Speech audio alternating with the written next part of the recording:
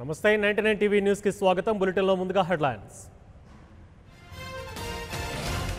ప్రకాశం జిల్లా ఎస్పీ కోయ ప్రవీణ్ బదిలీ, మంగళగిరి తాడేపల్లి సీఏలపైన వేటు.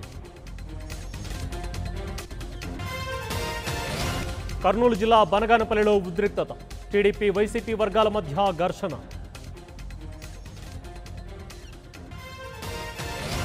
తెలుగు రాష్ట్రాల్లో ముగిసిన ఎన్నికల ప్రచారం, లాస్ట్ మినిట్ వరకు వాడివేడిగా క్యాంపెయిన్. ఎల్లుండే పోలింగ్, ఏర్పాట్లలో నిమగ్నమైన ఈసీ.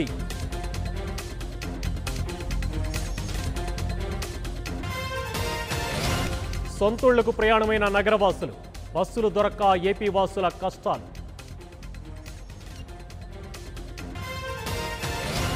ఛత్తీస్గఢ్లో మావోయిస్టుల ఘాతుకం, బీజేపీ ఎమ్మెల్యే సహా 5 మృతి.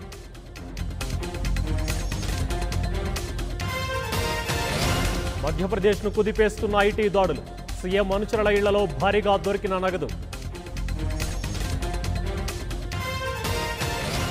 పుల్వామా దాడి మృతుల కుటుంబాలకు మెడల్స్ అందజేసిన రాష్ట్రపతి కోవింద్.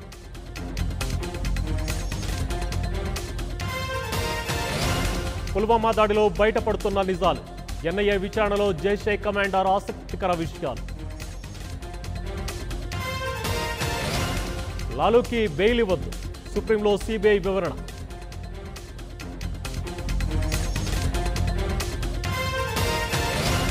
బీఫ్ అమ్మినందుకు చితక్కొట్టారు, అసోంలో ముస్లింపై స్థానికుల దాష్టికం.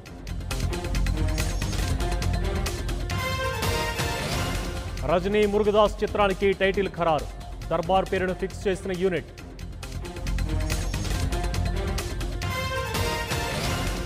పీఎం నరేంద్ర మోదీ చిత్ర నిర్మాతకు సుప్రీం ఊరట, విడుదల నిలుపుదల పిటిషన్ కొట్టివేత.